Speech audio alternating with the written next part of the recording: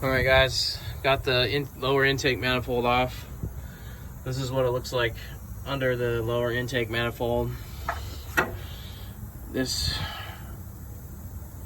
is the intake manifold gasket. And last time I put this on here, I used Honda Bond gasket sealer, and it seemed to work really well. But in the back there's a bolt that's broken off in the head. So I don't know if that had anything to do with it, but it looks a lot shittier than the rest of them on the intakes. So not really sure what went wrong here. Hopefully we can get it figured out, get it put back together.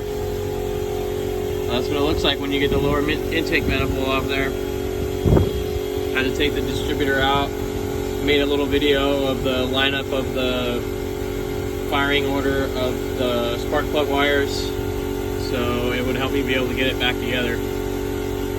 I can upload that if you guys want. Let me know in the comments.